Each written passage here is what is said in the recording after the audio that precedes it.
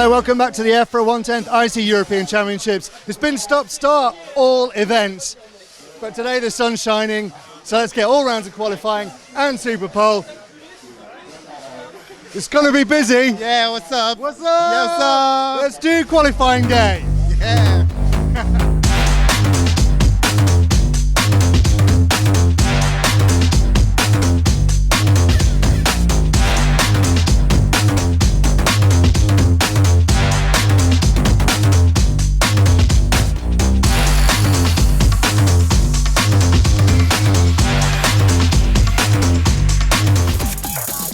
Okay, before we begin, you know Nick Damon?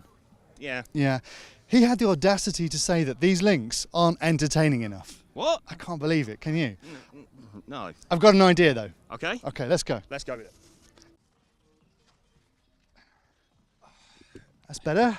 Better? Better, is it? Not sure. James, you've been watching qualifying all day. How's it been? Yeah, it's been very good. A full packed day of track action. Well, pole was declared fairly early on.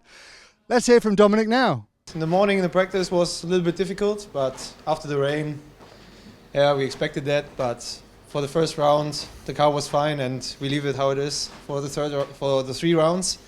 And then we tried a little bit on the car and improved it a little bit in the end. So it's looking good for tomorrow. Yeah. How much do you think your local knowledge here helped? Do you think with the track conditions being a little bit green this morning, you know what it's going to be like? For the track conditions, not so much, because also when we have practice weekends, we have not that grip and not that traffic on the track. So it's every time it's a little bit challenging, but overall, yeah, I have the knowledge about the track and the perfect line, and I made a few laps here, so yeah, I have advantage, yes, of course. Good. Robert laughing there slightly. That was all very well, but the light behind us was causing a silhouetting effect, which is kind of camera 101, so should have known really. Dominic really did dominate today, didn't he? Yeah, he did. He showed everybody the way. It's kind of what we expected after practice, but yeah, impressive to see. Did you see anything else from the other drivers, people you thought might do well maybe in the semis tomorrow? There was a few sort of flashes of pace, I think. I think Kyle Branson looks fairly quick. He had 2 good rounds, and he needed 3. Mm-hmm. So he didn't appear in SUPERPOLE, but he looked fairly fast whenever he was near the front. Alessio Mazzio, he did really well to get out of the penultimate heat and into SUPERPOLE itself. So expecting him to be pretty fast in the semis tomorrow. Timu, never count him out really, defending champion of course. So few drivers. Okay, before we get into SUPERPOLE, very often in RC you see a young, uprising driver with an elder statesman kind of showing him how to go and doing his engineering for him and his mechanics for him, don't we? Yeah, you do, absolutely. It comes all the way, normally an experienced driver wanting to pass the benefit of that experience over to youth. Yeah, well, what happened today was I met a team who are doing that in reverse with a young mechanic and an old driver.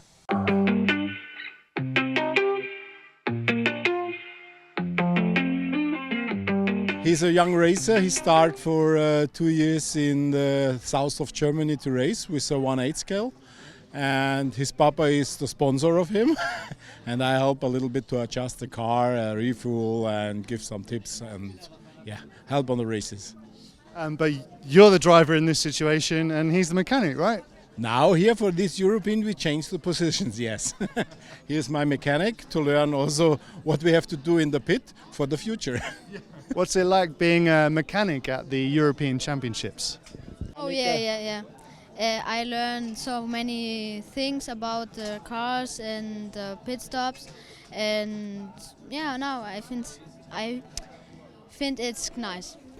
It's funny because usually the older guy is the mechanic and the young guy is the driver, but it's cool that you swapped it around. Yes, but in this situation we have only this solution in the moment. No, you have to learn also in the pit to adjust the engines, and we can talk together with the headset and he gives me the information what I have to do on the track, and in the opposite I have to say him adjust here a little bit and help me.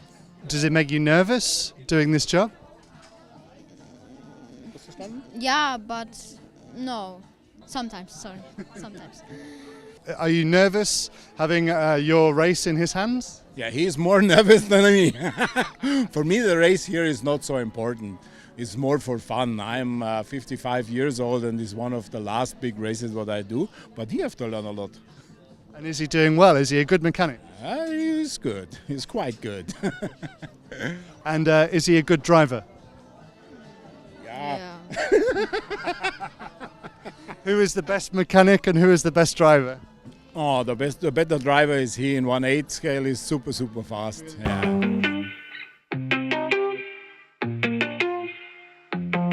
After qualifying, we moved over to SUPERPOLE. Let's hear from the drivers ahead of what can be quite a tense event.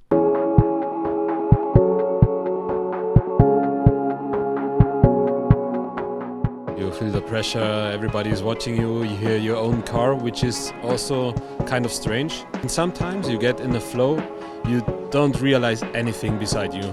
And this is what you want to have.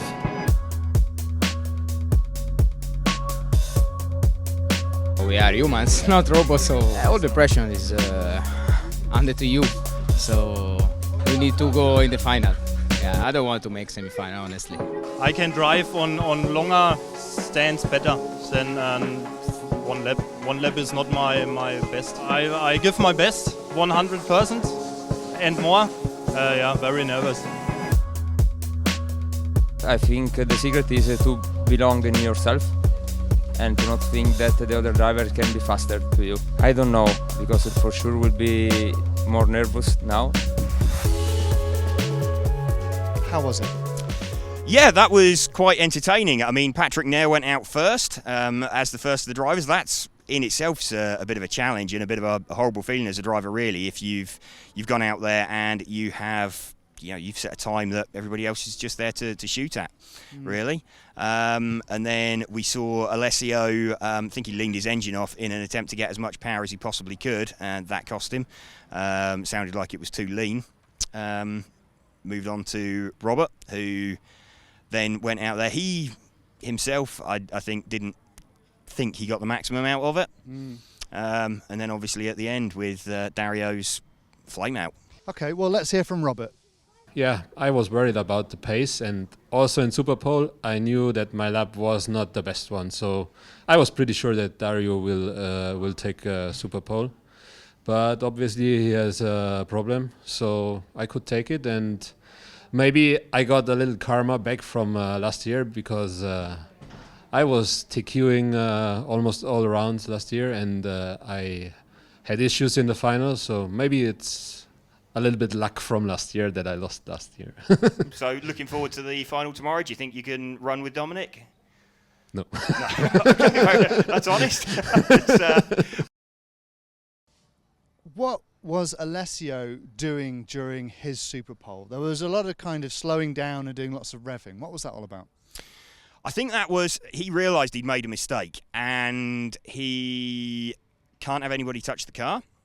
So he had no option to pull in and have the engine adjusted. He'd gone too lean on the engine, basically. The only thing he could do was pretty much bring the car to a stop, let the engine fill up with fuel, oil, in the crankcase, and hope that it was enough to sustain him almost sort of every other lap. So a bit like F1, really, when they're charging the battery for a push lap. That's what he was doing. He was trying to build a bit of fuel in the crankcase just to cool the engine, just so that he had enough reserve to make it. But I think he just went a bit too far with the adjustment. So our top two drivers, both straight through to the final. Dario into the semi-A on pole. Let's hear from Dario now. What happened to you there in SUPERPOLE? Just flame out. That's flame out. Okay. I know it was really scenic. It was nice for the when you are alone and the engine flame out is not so nice. But this is what happened. Okay. Was not my day. Had you made any changes to the engine for the SUPERPOLE? No. We also has not so much time, so I just adjust the balance of the car, and the engine was the same of the qualifications. Was okay. Engine was okay. No troubles. Just a flame out. Maybe the cone rod. I don't know. We need to check. But anyway, I'm happy for Robert, because many times he was not so lucky. Like last year, we were in European champion. So it's okay. We will make semi-final.